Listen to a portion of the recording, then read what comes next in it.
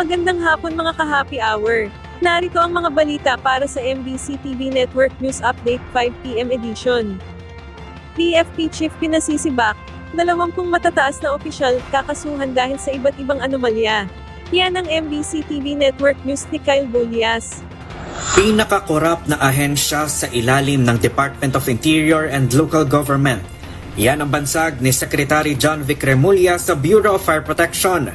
Sa panayam ng DZRH News, ibinunyag ni Remulla na umaabot sa 15 billion pesos ang nakukubra ng BFP kada taon. Inihalimbawa ni Remulla ang ininspeksyon nilang gusali sa Quezon City kung saan kinikikilan umano ito ng BFP ng 30 million pesos para lamang sa fire extinguishers at 70 million pesos para naman sa sprinkler system. Isa pa lang yun. Imagine mo ang 300,000 negosyo dito sa Metro Manila pa lang. Oo.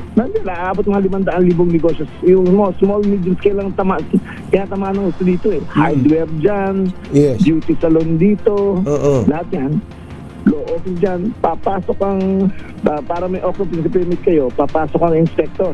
Sasabihin, ay, detective na ang, ang fire extinguisher. Kailangan palitan nyo na. Pero kailangan gantong klase. Oo. Bibili kayo dito. Ang presyo nila, times 2, times 3 Walang yan. kung bibili ka sa SM. Oo, oo. Tapos hindi nila ibibigay yung occupancy permit, yung fire hazard permit, kung hindi ka kukuha sa kanila.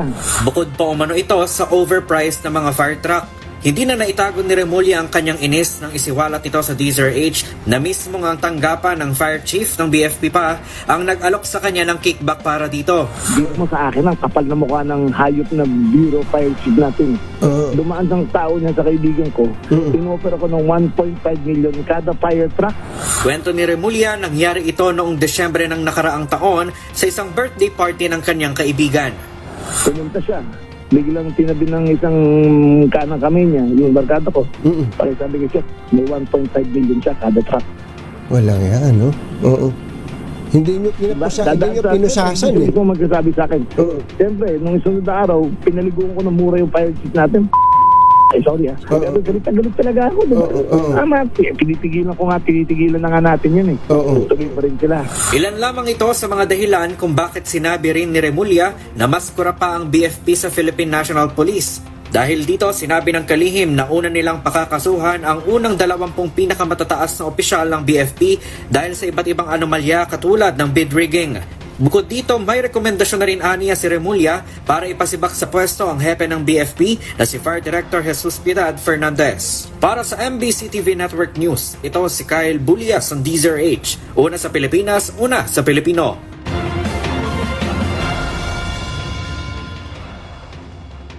Samantala, sa Metro Manila ngayon, PDEA nakakumpiska ng 13.6 million pesos na halaga ng shabu sa Quezon City. Matagumpay na naaresto ng pinagsanib na puwersa ng Philippine Drug Enforcement Agency at ng Philippine National Police ang 2 drug personality sa loob ng Quezon Memorial Circle sa Quezon City. Nadakip ang 2 sa ikinasang buy-bust operation at nakuha ang 2 kilo ng methamphetamine hydrochloride o shabu na nagkakahalaga ng 13,600,000 pesos. Nabawi din sa kanila ang isang kulay pulang Toyota Vios at 2 cellular phones na pinaniniwala ang ginagamit sa transaksyon ng illegal drug activities. Lahat ng nakumpiskang illegal na droga at iba pang kagamitan ay isinumite sa PDEA Laboratory Service para sa kaukulang pagsusuri. Sinabi ni PDEA Director General Isagani Neres, ang matagumpay na operasyon ay alinsunod sa pangako ng pamahalaan na protektahan ang komunidad at buwagin ang network ng illegal na droga bilang bahagi ng whole of nation approach sa ilalim ng bagong Pilipinas.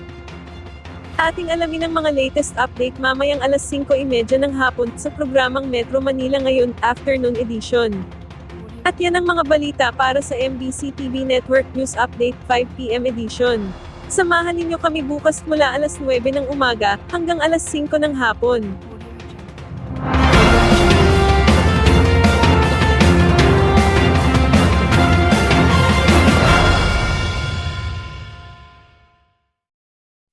Mga ka-happy hour, kung gusto mong manood ang mga balita sa MBC TV Network News Update, mag-subscribe sa aming YouTube channel, i-like ang aming Facebook page, at i-follow sa aming TikTok account.